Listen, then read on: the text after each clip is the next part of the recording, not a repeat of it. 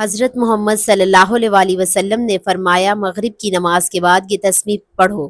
یہ تسبیح اللہ پاک کو بہت زیادہ پسند ہے، جو پڑھے گا وہ اپنے دل کی مراد پا لے گا۔ محترم ناظرین، دنیا کے تمام انسان خواہ کسی بھی قوم، مذہب یا علاقے سے تعلق رکھتے ہوں، اپنی زندگی میں سکون، کامیابی، عزت، دولت اور خوش نصیبی کی تلاش میں رہتے ہیں۔ ہر شخص چاہتا ہے کہ اس کی زندگی میں کسی قسم کی پریشانی نہ ہو، اس کا دل اطمینان سے لبریز ہو اور ہر طرح سے خیر و برکت ہو، لیکن دنیا کی حقیقت یہ ہے کہ یہاں آزمائش، دکھ، تکلیفیں، ناکامیابیاں، غربت اور بے سکونی کا سامنا ہر انسان کو کسی نہ کسی وقت کرنا ہی پڑتا ہے۔ کچھ لوگ ان حالات میں صبر اور استقامت کے ساتھ جیتے ہیں، جبکہ کچھ لوگ ٹوٹ جاتے ہیں، مایوس ہو جاتے ہیں اور کبھی بھی اپنی زندگی سے امید کھو بیٹھتے ہیں۔ ایسے میں اگر کوئی عمل، کوئی ذکر، کوئی تسبیح ایسی ہو جو انسان کے دل کو، دماغ کو سکون عطا کرے، اس کے مقدر کو سنوار دے، اس کی بد نصیبی کو خوش نصیبی میں بدل دے، تو یقیناً وہ عمل ہر ذی شعور انسان کے لیے قیمتی خزانے سے کم نہیں ہوگا۔ اگر وہ تسبیح ایسی ہو جسے خود اللہ تعالیٰ، اس کے حبیب صلی اللہ علیہ وسلم کو پسند ہو، اس کی عظمت اور افادیت کا اندازہ لگانا انسان فہم سے باہر ہے۔ یہی وہ مقام ہے جہاں لا الہ الا اللہ جیسی عظیم تسبیح ہماری رہنما کرتی ہے۔ یہ کلمہ صرف چند الفاظ کا مجموعہ نہیں بلکہ پورے دین اسلام کی بنیاد ہے۔ یہ عظیم کلمہ ہے جس دنیا پر آخرت کی کامیابی مبنی ہے۔ یہ وہ اعلان ہے جو بندے کو بندوں کی غلامی سے نکال کر صرف اور صرف اللہ تعالیٰ کی بندگی میں لے جاتا ہے۔ یہ وہ ذکر ہے جو دل کو زندہ کرتا ہے، روح کو تازگی بخشتا ہے، پریشانیوں کے بادلوں کو چھاڑ دیتا ہے اور مایوسی کی راتوں کو امید کی روشنی سے روشن کر دیتا ہے۔ لا الہ الا اللہ کے الفاظ زبان پر آتے ہی دل میں ایک عجب سی روشنی پیدا ہوتی ہے، جیسے روح کو اس کا اصل مرکز مل گیا ہو۔ یہ ذکر اللہ کے سب سے محبوب اذکار میں سے ایک ہے اور رسول صلی اللہ علیہ وسلم کی حدیث میں بار بار اس کی فضیلت بیان کی گئی ہے۔ افضل ذکر لا الہ الا اللہ، یعنی سب سے افضل ذکر لا الہ الا اللہ ہے۔ ذرا سوچیں کہ وہ تسبیح جسے خود رسول رحمت افضل الذکر قرار دیں گے، کیا وہ ہماری زندگیوں میں انقلاب برپا نہیں کر سکتی؟ کیا وہ ہماری زندگیوں میں کامیابی نہیں لا سکتی؟ اس کو مغرب کی نماز کے بعد پڑھی جائے تو اس کا نور اور اس کی برکت کئی گنا بڑھ جاتی ہے۔ مغرب کا وقت ویسے بھی ایک خاص وقت ہوتا ہے جس میں دعائیں قبول ہوتی ہیں۔ حدیث میں آیا ہے کہ جمعے کے دن مغرب کے بعد ایک خاص گھڑی آتی ہے جس میں مانگی گئی دعا کبھی رد نہیں کی جاتی، اور اگر روزانہ مغرب کے بعد لا الہ الا اللہ کی تسبیح کو معمول بنایا جائے تو اس کے روحانی فوائد دنیا اور آخرت میں انسان کی تخلیق سے بھی بالاتر ہوتے ہیں۔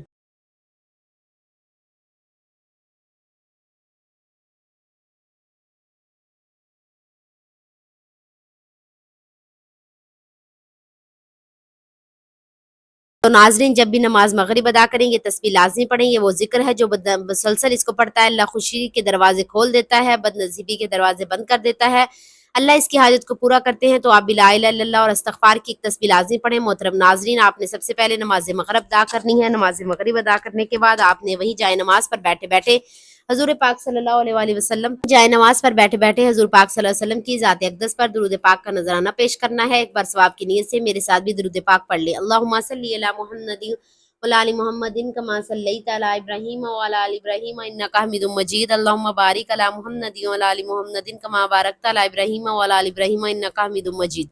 درود پاک پڑھنے کے بعد آپ نے ایک تسبیح لا الہ الا اللہ اور ایک تسبیح آپ نے استغفر اللہ کی پڑھنی ہے، اور پھر آخر میں آپ نے درود پاک پڑھنا ہے۔ ناظرین، دنیا کی ہر مشکل، ہر رکاوٹ، ہر بیماری، ہر غم کا اصل علاج اللہ کی طرف رجوع ہے، اور لا الہ الا اللہ وہ رستہ ہے جو سیدھا اللہ کے دروازے تک پہنچاتا ہے۔ مغرب کے بعد اس تسبیح کا ورد مخصوص ایک روحانی مشق نہیں بلکہ زندگی کا یا پلٹ دینے والا وظیفہ ہے۔ جو اسے اخلاص کے ساتھ اپناتا ہے وہ بد نصیبی کو خوش نصیبی میں بدل دیتا ہے، تنگی کو فراغی میں، اندھیروں کو روشنی میں اور بے سکونی کو سکون میں بدلتا ہوا محسوس کرتا ہے۔ ذکر الہی دل کا راز ہے، اہل اللہ کا وظیفہ ہے اور محبوب خدا کا پسندیدہ عمل ہے۔ آج بھی اگر کوئی بندہ اللہ کی طرف پلٹنے کا ارادہ کرے تو لا الہ الا اللہ وہی کنجی جو بندے تقدیروں کے فقل کھولتی ہے۔ پس ایسے سننے والے آج ہی سے آغاز کریں، نماز مغرب کے بعد دل سے لا الہ الا اللہ پڑھنا شروع کر دیں، تجھے بھی وہی سکون و برکت اور کامیابی نصیب ہوگی جس کا وعدہ رب کائنات نے اپنے ذکر کرنے والوں سے فرمایا ہے۔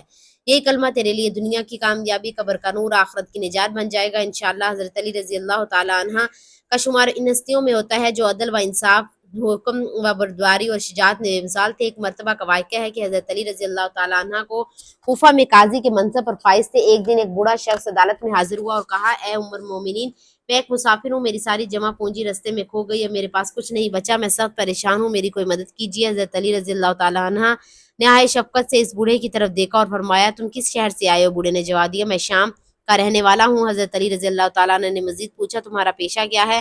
بوڑھے نے کہا میں مزدور ہوں لیکن اب بڑھاپا آ گیا ہے اور میرے لیے اس محنت اور مشقت کرنا ممکن نہیں رہا۔ حضرت علی رضی اللہ تعالیٰ عنہ یہ سن کر انتہائی افسوس میں مبتلا ہو گئے۔ فرمایا کیسا انصاف ہے کہ جب تک تیری جوانی اور طاقت بھی تھی تو ہمیں کام پر لگایا، لیکن جب تو کمزور ہوا تو نہ تو ہو گئے اور تمہیں بے یار و مددگار چھوڑ دیا گیا۔ اس پر حضرت علی رضی اللہ تعالیٰ عنہ نے فوراً بیت المال کے نگران کو بلایا اور حکم دیا کہ اس بوڑھے شخص کا وظیفہ مقرر کیا جائے اور اسے روزانہ بیت المال سے خرچ دیا جائے تاکہ وہ عزت کے ساتھ زندگی گزار سکے۔ پھر حضرت علی رضی اللہ تعالیٰ عنہ نے نہایت سختی سے فرمایا کہ یہ کوئی انصاف نہیں کہ تم اس کی جوانی کی محنت سے فائدہ اٹھاؤ اور جب بڑھاپا آ جائے تو اسے بے سہارا چھوڑ دے۔ یہ اسلامی حکومت کا فرض ہے کہ وہ اسے ضعیف اور معذور شہریوں کا پورا خیال رکھیں۔